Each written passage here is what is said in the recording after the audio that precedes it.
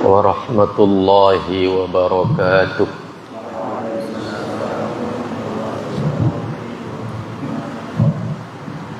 Innal hamdalillah nahmaduhu wa nasta'inuhu wa nastaghfiruh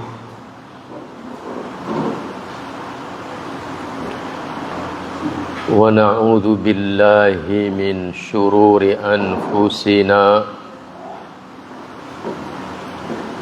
wa min sayyiati a'malina.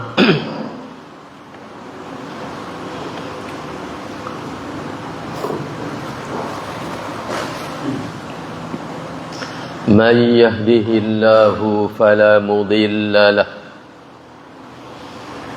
wa man yudlil fala hadiya lahu. Ashhadu an la ilaha illallah wahdahu la sharika lahu wa ashhadu anna Muhammadan abduhu wa rasuluh. Allahumma salli wa sallim ala Muhammadin wa ala alihi wa ashabihi wa man tabi'ahum bi ihsanin ila yaumiddin. Amma ba'du, fa inna asdaqal hadith kitabullah wa khairal hadi hadi Muhammadin sallallahu alaihi wasallam wa syarrul umuri muhdatsatuha wa kullu muhdatsatin bid'ah wa kullu bid'atin dhalalah wa kullu dhalalatin finnar. Saudara-saudaraku, para bapak, para ibu, hadirin, hadirat, ikhwatal iman, wabil khusus anak-anakku para santri, ikhwan dan akhwat, hafizakumullah wa ra'akum. Alhamdulillah, kita panjatkan puji syukur kehadirat Allah subhanahu wa ta'ala atas segala nikmat yang telah Allah karuniakan kepada kita semua. Selanjutnya, salawat dan salam kita mohonkan kepada Allah subhanahu wa ta'ala agar senantiasa dilimpahkan dan dicurahkan kepada junjungan kita Rasulullah Nabi Muhammad sallallahu alaihi wasallam beserta keluarga beliau, para sahabat beliau, dan orang-orang yang mengikuti mereka dengan baik sampai hari kiamat nanti.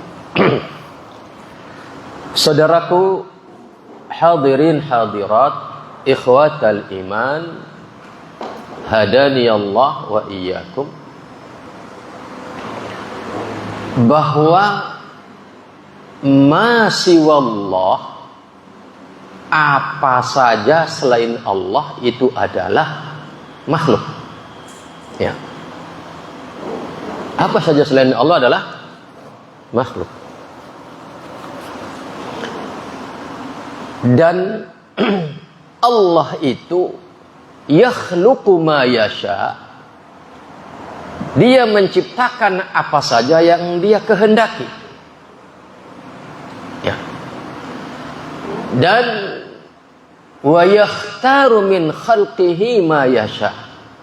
Dan Dia Allah juga memilih dari sebagian ciptaannya itu memilih dari sebagian makhluknya itu apa yang dia kehendaki.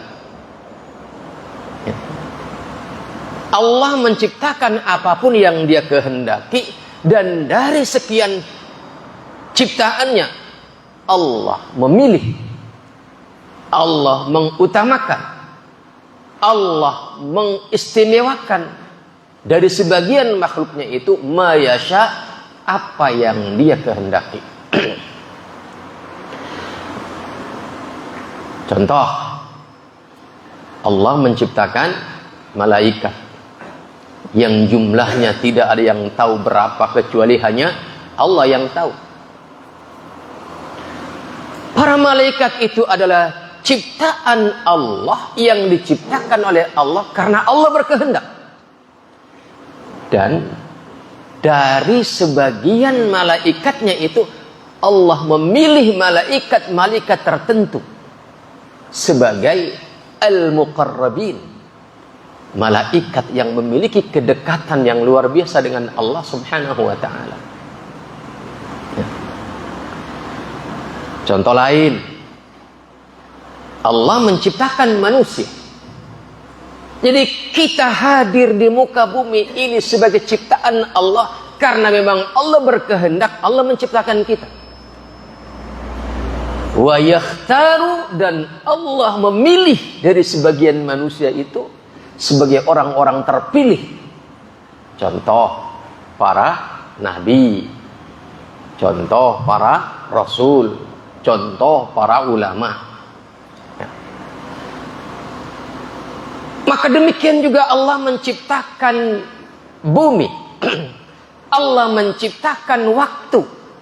Itu adalah memang Allah menghendaki penciptaan langit, Allah menghendaki penciptaan bumi, Allah menghendaki penciptaan waktu. Dan dari sekian luas bumi ini, Allah menghendaki ada sepetak atau sepenggal dari bumi ini sebagai pilihan Allah Subhanahu wa ta'ala. Contoh, mana contohnya? Masjid-masjid ini adalah tanah-tanah pilihan Allah Subhanahu wa ta'ala untuk mendapatkan apa? Kemuliaan. Contoh kota Makkah, contoh kota Madinah, contoh Masjid Al-Haram, contoh Masjid Nabawi. Itu semua adalah sepenggal dari sekian luasnya bumi yang diciptakan oleh Allah, dan itu adalah tanah pilihan Allah sebagai tanah terpilih, sebagai tanah yang mulia. Maka Makkah itu disebut tanah haram. Ya.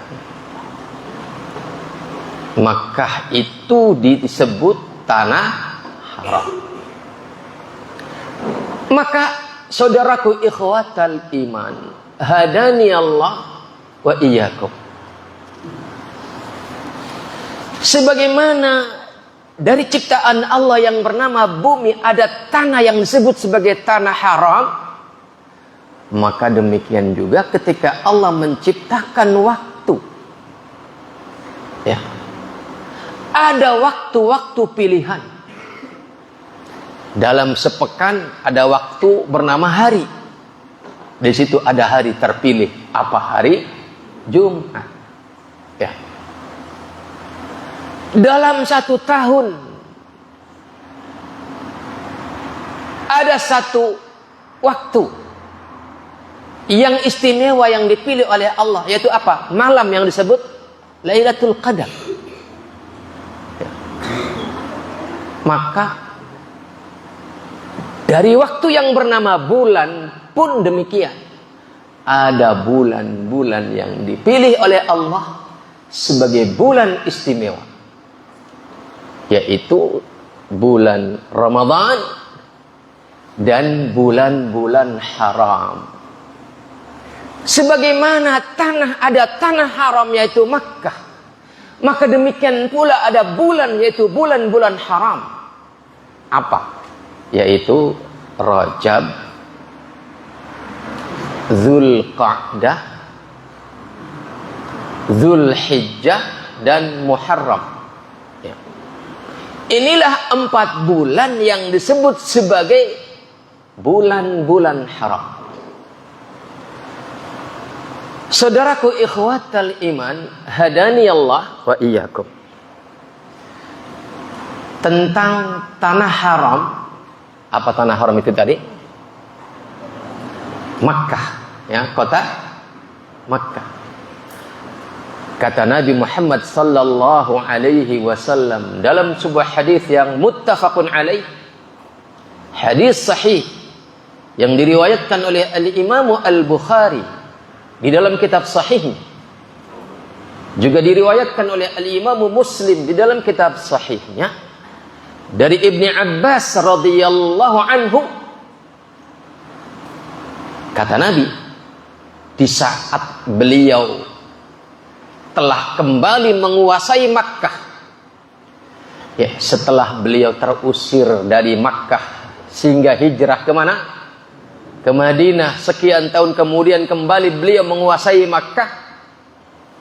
Dikala itu kata beliau, inna hadzal balada harramahu Allahu yauma khalaqas samawati wal ard.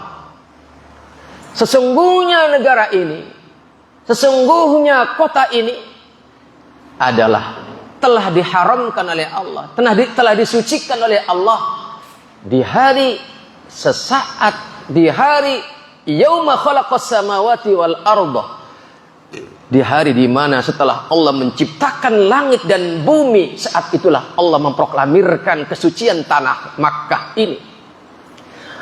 Maka kata Nabi, fahuwa haramun bihurmatillahi ila yaumil qiyamah. Maka tanah Makkah ini adalah tanah haram yang mulia, yang suci sampai hari kiamat nanti. Maka saudaraku ikhwatal iman, di tanah suci atau di tanah haram yang bernama Makkah ini, ibadah, kemuliaan ibadah dilipat gandakan, dan keburukan kemaksiatan yang dilakukan di dalamnya juga dilipat gandakan. Oke. Maka kata Nabi, satu sholat di masjidku, yaitu Masjid Nabawi, setara dengan berapa sholat? 1000 sholat di masjid-masjid lain selain Masjidil Haram. Sedangkan satu sholat di Masjidil Haram itu setara dengan berapa? 100.000 sholat dibandingkan dengan sholat-sholat di tempat lain. Kenapa? Ya karena itulah pilihan Allah subhanahu wa ta'ala. Maka sebagaimana ada tanah haram, juga ada bulan-bulan haram. Di dalam Al-Quran surat At-Taubah, surat At-Taubah ayat 36, ya, kata Allah, inna iddatash syuhuri indallahi 12 syahra. Sesungguhnya bilangan bulan di sisi Allah itu ada 12 bulan. Fi kitabillahi yauma khalaqas samawati wal arda. Itu adalah ketetapan Allah setelah Allah menciptakan langit dan bumi. Minha arba'atun hurum. Dari 12 bulan tadi ada 4 bulan yang disebut sebagai bulan-bulan haram. Lihat redaksinya, ya. Dari 2 dalil yang sahih. Ketika berbicara tentang ketetapan bahwa tanah haram Makkah itu adalah haramahullahu yauma khalaqas samawati wal arda. Ketetapan itu telah Allah tetapkan setelah Allah menciptakan langit dan bumi. Demikian juga ketetapan tentang 4 bulan ini sebagai bulan-bulan haram itu adalah ditetapkan oleh Allah di dalam Lauhul Mahfuz di hari setelah Allah menciptakan langit dan bumi. Berarti namanya sama-sama haram, sama-sama suci. Waktu penetapannya sama-sama setelah penciptaan langit dan bumi. Kata Allah, minha arba'atun hurum. Dari 12 bulan dalam setahun itu ada arba'atun hurum, 4 bulan yang disebut bulan-bulan haram. Dzalika ad-dinul qayyim fala tadlimu fihinna anfusakum. Itulah agama yang lurus, maka janganlah kalian melakukan kezaliman di dalam 4 bulan tersebut. Kezaliman dilakukan di bulan manapun itu adalah keburukan, itu adalah kemaksiatan di mata Allah. Dan kezaliman yang dilakukan di 4 bulan-bulan haram ini lebih buruk lagi di mata Allah Subhanahu wa ta'ala. Lebih buruk lagi keburukannya di dalam timbangan Allah Subhanahu wa ta'ala. Maka di sini ada penekanan agar kita menghindari keburukan di bulan-bulan haram ini. Saudaraku ikhwatal iman, hadani Allah wa iyyakum. Di dalam hadis yang muttafaqun alaih, perhatikan najis ya. Kata Nabi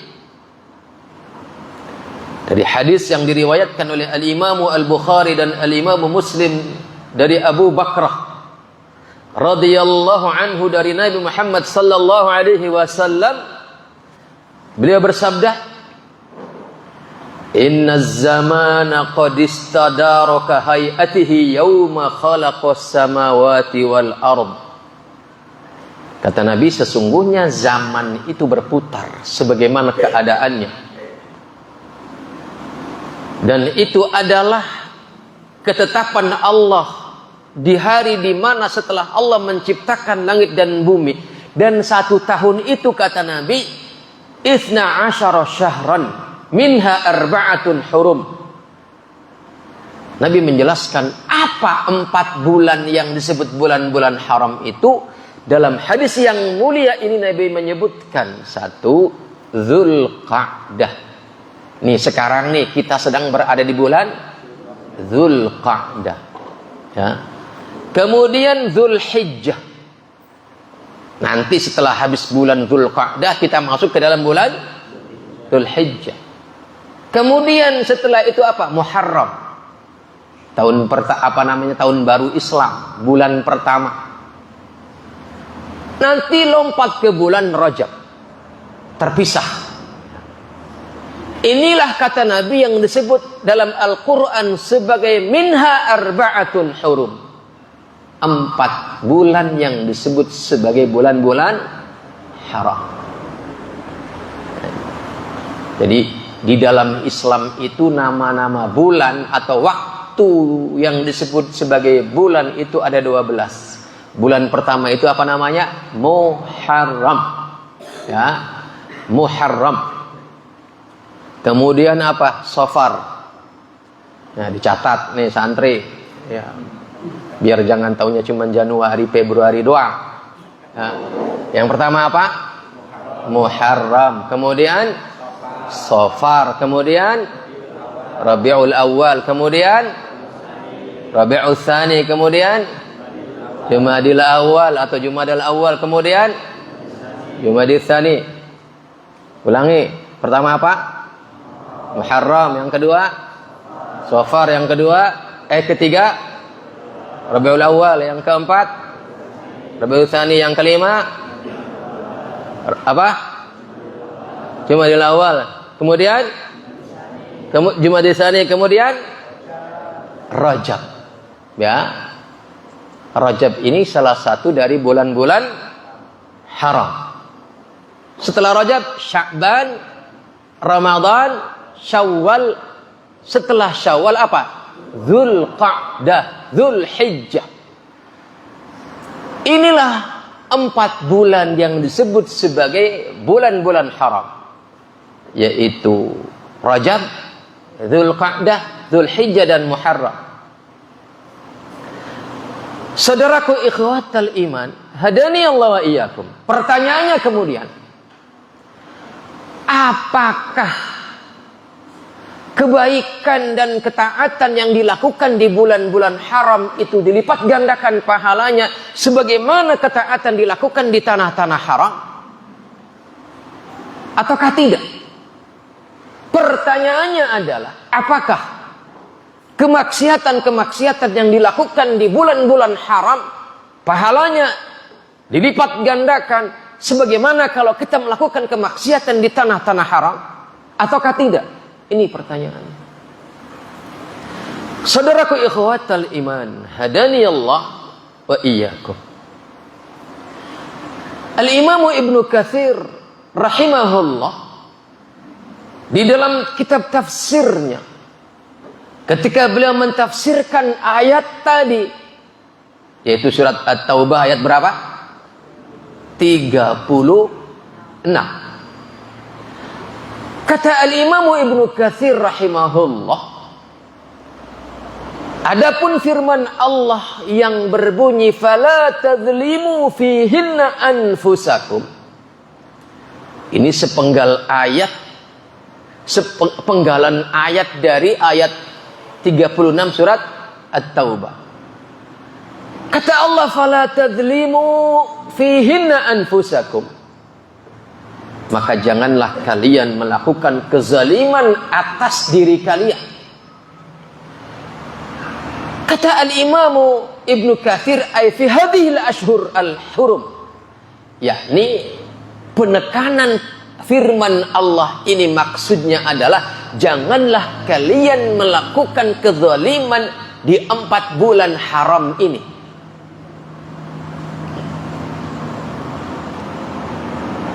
Kenapa? Li'annaha akadu wa ablaghu fil ismi min ghairiha.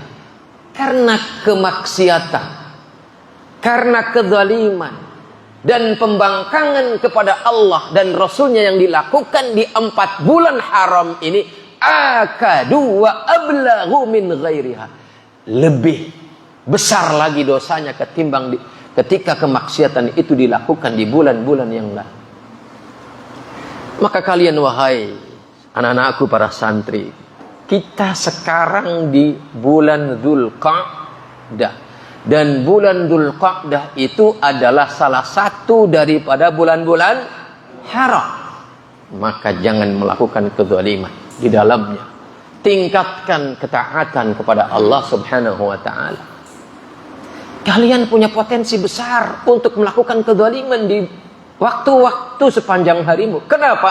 Karena kalian bersentuhan dengan teman-teman satu asrama. Karena kalian berinteraksi dengan teman-teman satu asrama.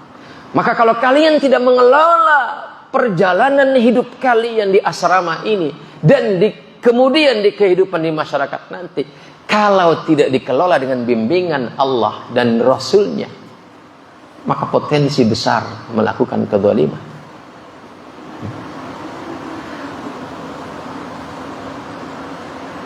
Kama annal ma'asi, ini kata Al-Imam Ibnu Katsir, sebagaimana bahwasanya maksiat fil baladil haram, apabila dilakukan di tanah haram yaitu Makkah, tudha'afu, itu juga dilipat gandakan. Maka demikian juga al-ma'asi yang dilakukan di bulan-bulan haram.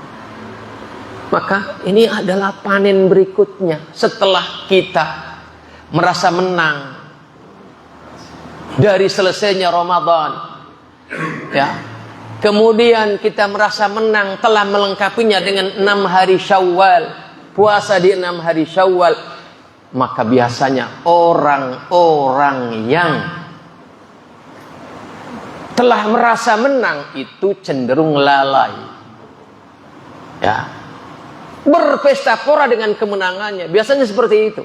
tabiat manusia setelah selesai menjalankan kewajiban yang begitu berat dan dia dinyatakan selesai, puasanya sempurna, qiyamul lailnya sempurna, sedekahnya masya Allah, kemudian dia juga menambah dengan 6 hari Syawal, maka kemudian dia seolah kipas-kipas, ya kan, cenderung lalai.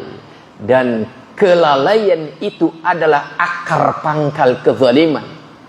Maka kata Allah, di bulan Dzulqa'dah ini sebagai salah satu bulan sebagai salah satu bulan haram, maka di bulan-bulan haram ini yang rentetannya adalah setelah Syawal, kata Allah, fala tadzlimu fihinna anfusakum, janganlah kalian melakukan kezaliman di dalamnya.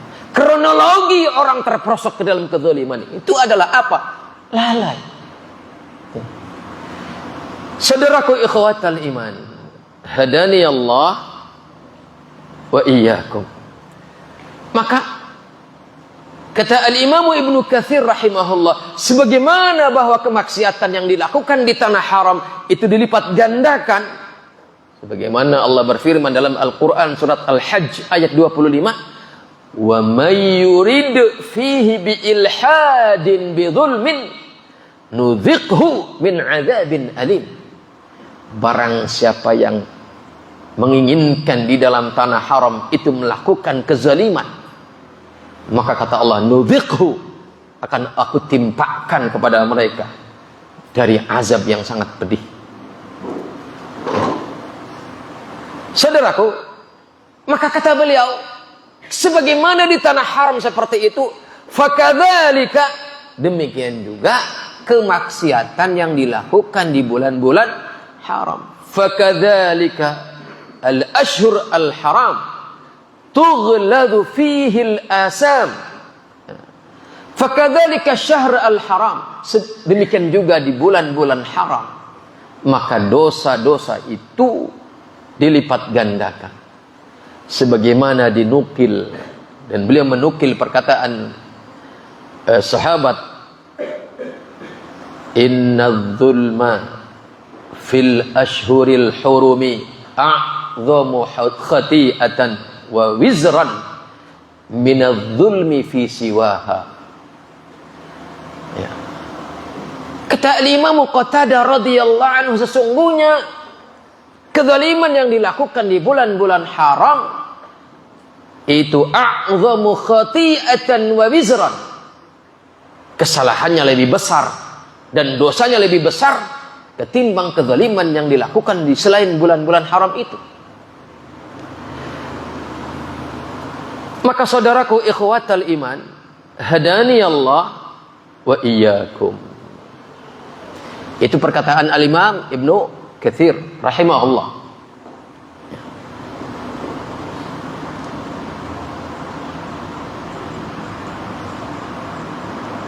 Al-Imam Al-Qurtubi rahimahullah juga berkata tentang ayat ini.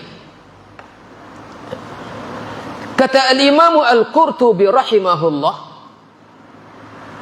tentang firman Allah tadi yang fala tadzlimu fihinna anfusakum, maka janganlah kalian melakukan kezaliman di dalam bulan-bulan haram ini, janganlah kalian menzalimi diri kalian di bulan-bulan haram ini.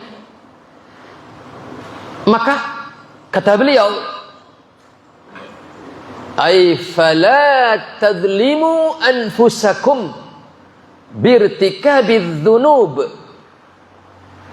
janganlah kalian mendolimi diri kalian dengan melakukan dosa-dosa. Kenapa? Karena kata beliau, innallaha ta'ala, perhatikan, ini penting ini santri, ya. Antum perhatikan semuanya, ikhwah. Kata Al-Imam Al-Qurtubi rahimahullah, innallaha idza 'azzama syai'an min jihatin wahidatin, Allah itu ketika menganggap atau membesarkan sesuatu dari satu sisi, sarat lahu hurmatun wahidatun, maka kemuliaannya itu adalah satu. Wa idza 'azzama syai'an min jihataini aw jihatin, dan apabila Allah mengagungkan sesuatu dari dua sisi atau lebih, maka demikian pula kemuliaannya itu adalah banyak. Perhatikan untuk lebih jelasnya, ya. Sebuah kemuliaan itu ada yang mulia secara asal sudah mulia, ya. Tapi kemudian selain dari sisi zat ketaatan itu sudah mulia di sisi Allah, kemudian dilengkapi dengan kemuliaan tempat.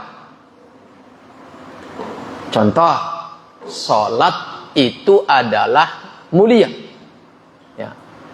Kemudian dilakukan di tanah haram, berarti kemuliaan sholat itu paling tidak dari dua sisi. Satu sisi zat sholatnya itu sebagai kemuliaan, sisi lain dilakukan di tanah haram. Berarti Allah mengagungkan amalan ini dengan dua sisi, zatnya dan tempatnya. Paham ya? Oke. Kemudian ada lagi kemuliaan yang memang dia sudah mulia, tetapi juga dimuliakan dari sisi tempat, juga dari sisi waktu. Ini namanya satu kemuliaan yang diagungkan oleh Allah dari beberapa sisi. Sisi zat ibadah itu, sisi tempat melakukan ibadah itu, dan sisi waktu. Contoh kasus tadi, sholat, ya. Antum sholat itu sudah mulia, dilakukan di tanah haram, itu kemuliaan kedua. Dilakukan di bulan-bulan haram, itu sisi ketiga. Maka kata Al-Imam Al-Qurtubi rahimahullah, ketika Allah menetapkan kemuliaan dari satu sisi saja, maka kemuliaannya hanya satu.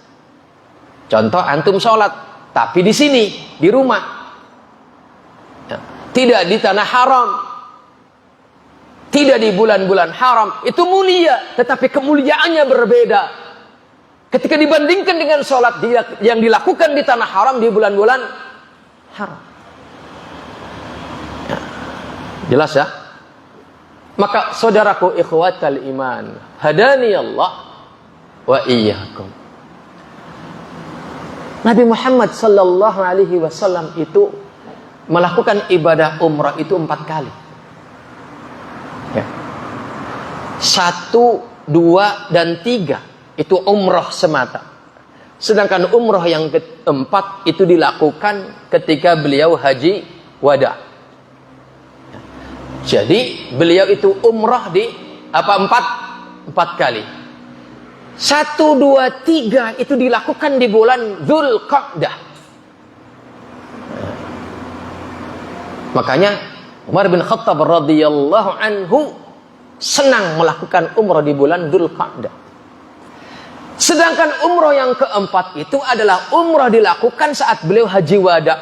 Pun itu ihramnya, beliau memulai berihram niat haji, dan umrahnya itu adalah ihramnya itu dimulai di bulan Dzulqa'dah.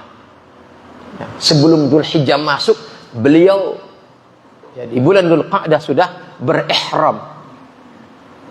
Artinya berarti saudaraku ikhwatal iman, hadani Allah wa iyyakum, ketika umrah itu dilakukan, maka itu adalah satu sisi merupakan ketaatan secara zat. Kemudian dilakukan di bulan haram, ini adalah kemuliaan yang berikutnya.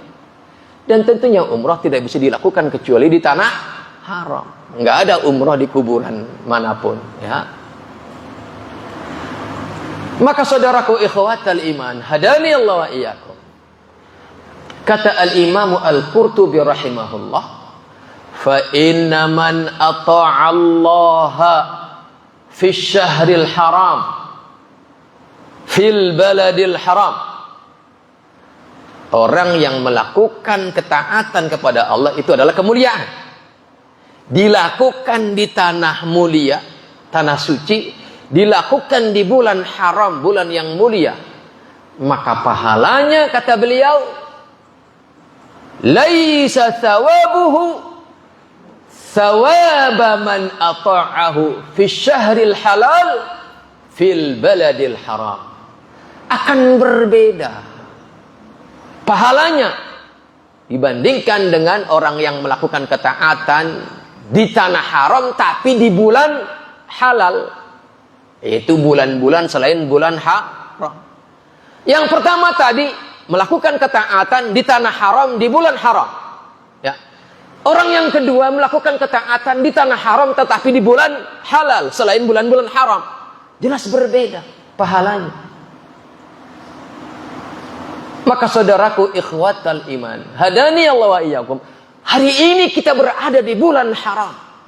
Walaupun kita tidak sedang di tanah haram, tetapi kita sedang berada di bulan haram. Dan ketaatan itu adalah kemuliaan. Maka jangan sia-siakan kesempatan kita dipanjangkan oleh Allah sampai bisa menemui bulan-bulan haram ini. Jangan disia-siakan. Makanya antum mungkin masih ingat saya pernah membawakan sebuah hadis sahih di tempat ini, bahwa ada dua orang secara bersamaan datang menghadap kepada Rasulullah menyatakan keislamannya. Berarti umur Islamnya sama, ya. Walaupun boleh jadi umur kelahirannya berbeda, tapi dia berdua bersaudara, dua bersahabat. Dua sahabat datang secara bersamaan menghadap kepada Rasulullah sallallahu alaihi wasallam, kemudian menyatakan Islam secara bersamaan di hadapan Rasulullah. Yang satu diriwayatkan amat sangat bersungguh-sungguh di dalam berislam. Yang satu tidak seperti itu, biasa saja. Seorang muslim sahabat Rasul yang tadi, dua orang tadi, yang pertama yang bersungguh-sungguh di dalam menjalankan keislaman, beliau meninggal duluan, gugur di medan perang syahid bersama Rasulullah sallallahu alaihi wasallam. Sedangkan temannya yang tadi datang bersamaan bersama sahabatnya yang telah meninggal tadi menyatakan keislamannya, dia masih dipanjangkan usianya 1 tahun kemudian. Dan matinya kemudian bukan di medan perang sabil, matinya di atas ranjangnya. Kemudian ada salah satu sahabat yang menceritakan dia ditakdirkan oleh Allah mimpi melihat dua orang ini di hadapan pintu surga. Ternyata yang pertama didahulukan masuk surga itu adalah yang usianya lebih panjang 1 tahun ketimbang sahabatnya yang lebih dahulu meninggal. Artinya berkah panjang usia itu jangan disia-siakan, karena dia akan bisa mengangkat derajat kita melampaui orang yang bahkan gugur di medan perang sabil. Bahkan kata Nabi, derajatnya itu adalah sejarah antara langit dan bumi. Maka hari ini kita dipanjangkan oleh Allah subhanahu wa ta'ala. Kita mendapati diri kita hari ini dipanjangkan oleh Allah usia kita sampai kita menemukan bulan-bulan haram ini. Maka jangan disia-siakan. Saudaraku, ikhwatal iman, hadani Allah wa iyyakum. Kembali kita kepada perkataan Al-Imam Al-Qurtubi rahimahullah. Kata beliau, Allah itu apabila mengagungkan satu kemuliaan dengan satu sisi, maka kemuliaannya satu saja. Ketika Allah mengagungkan satu kemuliaan dengan dua sisi, maka kemuliaannya dua sisi. Jika lebih, maka lebih. Berarti orang yang mengerjakan ketaatan tidak di tempat suci, bukan di tanah haram, bukan di bulan haram, akan berbeda pahalanya jika dibandingkan dengan orang yang melakukan ketaatan di tanah suci tetapi bukan di bulan haram.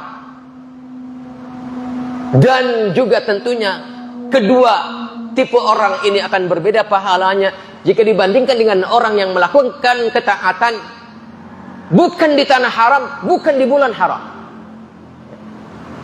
Dan hari ini kita walaupun bukan di tanah haram, paling tidak kita punya dua sisi, yaitu kemuliaan ibadah, ketaatan itu bidzat, dan kemudian kemuliaan bulan haram.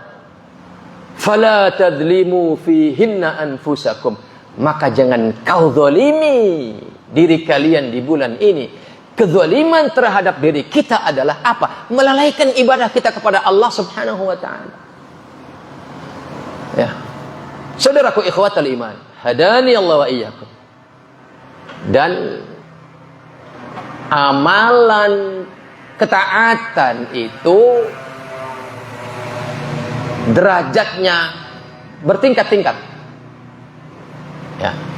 Ketaatan bizzat, ya, ketaatan secara zat tanpa melihat di tanah haram atau tidak, tanpa melihat di bulan haram atau tidak.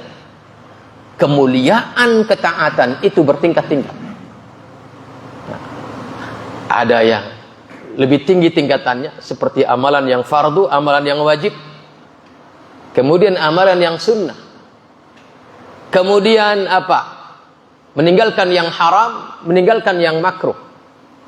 Itu semua adalah tingkatan-tingkatan amalan ketaatan kita kepada Allah Subhanahu wa taala. Dan tingkatan yang paling tinggi itu adalah apa? Menjalankan kewajiban dan meninggalkan yang haram. Kemudian setelah itu menjalankan yang sunnah dan meninggalkan yang makruh. Saudaraku ikhwatal iman, hadani Allah wa iyyakum. Dari penjelasan saya ini, kalau kita kembalikan kepada perkataan Al-Imam Al-Qurtubi rahimahullah yang mengatakan bahwasanya apabila Allah itu mengagungkan sesuatu dari satu sisi, maka kemuliaannya adalah satu sisi. Jika Allah mengagungkan sesuatu kemuliaan dari dua sisi, maka kemuliaannya adalah dua sisi. Dan apabila lebih dari beberapa sisi, maka kemuliaannya adalah beberapa sisi. Kalau kita kembalikan ke situ, maka kita harus pandai. Harus pandai mensikapi tingkatan-tingkatan kewajiban ini. Sebagai contoh, untuk menjelaskan itu. Tadi dikatakan bahwasannya setinggi-tinggi kemuliaan itu adalah amalan yang wajib dan meninggalkan yang haram. Ya. Dan kemudian setinggi-tinggi amalan wajib itu diantaranya adalah yang terangkum di dalam rukun Islam. Ya. Ini setinggi-tinggi amalan wajib. Jadi setinggi-tinggi amalan mulia itu adalah amalan yang wajib. Dan setinggi-tinggi kewajiban amalan wajib itu adalah yang terangkum di dalam rukun Islam. Ya. Dan kemudian setelah itu amalan sunnah. Dan setinggi-tinggi amalan sunnah maupun yang wajib adalah apabila amalan itu manfaatnya melebar kemana-mana. Apabila ada suatu amalan yang manfaatnya melebar luas kepada banyak orang, maka itu adalah termasuk amalan yang utama. Contoh, mengajarkan ilmu. Contoh, bersedekah. Contoh, menopang, memastikan berjalannya pendidikan ini. Karena pendidikan ini adalah kebaikan yang melebar kemana-mana. Orang ibadahnya akan benar karena ilmu. Ya, orang akan tahu mana ibadah, mana tidak adalah dengan ilmu. Maka ketika ilmu itu kita pastikan dikawal dengan seluruh kemampuan kita, maka itu artinya kita memiliki amalan yang istimewa. Saudaraku ikhwatal iman, hadani Allah wa iyyakum. Ada satu hal yang penting untuk kita fahami agar jangan salah prioritas. Ya. Ada satu kaidah fiqhiyah atau kaidah usul. Ya. Ya. Kaidah usul fikih. Ya. Mengatakan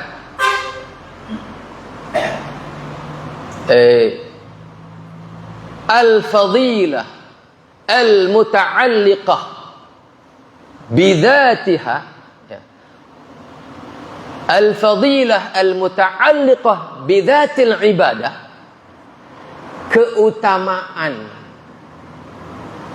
yang berkaitan dengan zat ibadah itu aula bil mura'at, lebih utama, lebih pantas untuk kita perhatikan daripada mengejar kemuliaan karena tempatnya atau karena waktunya. Paham gak nih? Saya jelaskan sebagai contoh, ya. Di Masjid Nabawi itu ada raudhah, ya. Ada raudhah, satu ruangan antara mimbar Nabi dan rumah Rasulullah. Itu raudhah. Itu tempat yang mulia. Maka sholat yang dilakukan di dalamnya, berdoa yang dilakukan di dalamnya, itu adalah kemuliaan yang berkait dengan tempat. Sedangkan sholat berjamaah, ya, bagi kaum lelaki kemuliaannya bidzat adalah di shaf pertama, dan bagi wanita kemuliaannya adalah di shaf yang paling akhir. Betul tidak? Maka orang-orang yang berilmu tidak akan berebut ke raudhah kalau harus berdesak-desakan, ya. Dia akan berebut, kalau dia laki-laki dia akan berebut di shaf pertama saat salat berjamaah, dan jika dia wanita dia akan berebut di shaf paling akhir. Karena ini adalah aula bil mura'at, lebih pantas untuk diperhatikan dan dikejar. Kenapa? Karena kemuliaan ini adalah bidzat, sedangkan di raudhah adalah kemuliaan bil makan, dengan tempat. Ini penting kita perhatikan, ya. Maka saudaraku ikhwatal iman, hadani Allah wa iyyakum. Bayangkan kalau kemudian, ya, kemuliaan bidzat itu dilakukan di tanah suci karena tempatnya, ya kan, di tanah haram, dan dilakukan di bulan-bulan haram. Berarti keagungan ibadah ini dari berapa sisi? 3 sisi. Pertama bidzatiha, karena zat ibadahnya. Yang kedua karena apa? Tempatnya. Yang ketiga karena apa? Waktunya. Maka di sini masuk apa yang dikatakan oleh Al-Imam Al-Qurtubi, innallaha idza 'azzama syai'an min jihataini aw jihatin, Allah itu apabila menetapkan keagungan sesuatu dari beberapa sisi, maka keagungannya itu pun berapa sisi, ya. Salat di shaf pertama bagi kaum lelaki, salat di shaf terakhir bagi kaum wanita saat berjamaah dengan kaum lelaki, itu bizzat sebagai ibadah, apa, kemuliaan yang berkaitan dengan zatnya. Kemudian dilakukan di Masjidil Haram atau di Masjid Nabawi, ya. Kemudian dilakukan di bulan-bulan haram. Ini luar biasa. Kita hari ini walaupun tidak mengumpulkan 3 sisi, tetapi paling tidak ada 2 sisi, yaitu apa? Sholat 5 waktu di shaf pertama, yang kedua di bulan-bulan haram. Paling tidak kita hari ini memiliki 2 sisi untuk kita perhatikan. Hari ini kita walaupun tidak di tanah suci, walaupun kita tidak sedang di tanah haram, tetapi paling tidak kita sedang berada di bulan-bulan haram, dan kita bisa melakukan amalan yang sangat baik. Yaitu apa? Yaitu memberikan dukungan, memberikan bantuan kepada orang-orang yang membutuhkannya. Dan dakwah pendidikan Islam itu adalah sangat butuh dukungan siapapun, ya. Maka kata para salaf, ya, bahwasannya apabila ada satu kebaikan yang manfaatnya itu muta'addin, melebar kemana-mana, maka dia adalah afdalul a'mal, dia adalah seutama-utama amal bidzat, apalagi kalau dilakukan di bulan-bulan haram. Ya, hari ini kita, di hadapan kita ada amalan-amalan yang secara zat dia sudah mulia di sisi Allah, dan kita hari ini dipanjangkan usianya oleh Allah sampai menemui bulan-bulan haram. Maka jangan sia-siakan. Ayo sholat 5 waktunya, berebut di saf awal. Ayo kita tengok kanan kiri depan belakang, mana nih yang butuh bantuan kita. Semakin luas manfaat yang kita berikan dari bantuan yang kita miliki, maka semakin besar kemuliaan itu di sisi Allah, apalagi dilakukan di bulan-bulan haram. Ya. Bulan-bulan haram ada berapa? 1 apa? Rajab. 2 Dzulqa'dah. Dzulhijjah. Muharram. Dan hari ini kita berada di permulaan Dzulqa'dah. Ayo kita siapkan semangat ibadah kita, baik ibadah mahdhah maupun ibadah sosial, ya. Karena mau kapan lagi? Jangan-jangan ini bulan-bulan haram terakhir buat kita yang Allah karuniakan kepada kita. Dan jangan-jangan kita baru sadar hari ini akan kemuliaan bulan-bulan haram. Maka ayo kita maksimalkan. Demikian yang bisa saya sampaikan. Semoga bermanfaat dan semoga menjadi pelita buat kita di dalam meningkatkan ketaatan kita kepada Allah Subhanahu wa taala. Kita akhiri, subhanakallahumma wa bihamdika asyhadu an la ilaha illa anta astaghfiruka wa atubu ilaik. Assalamualaikum warahmatullahi wabarakatuh.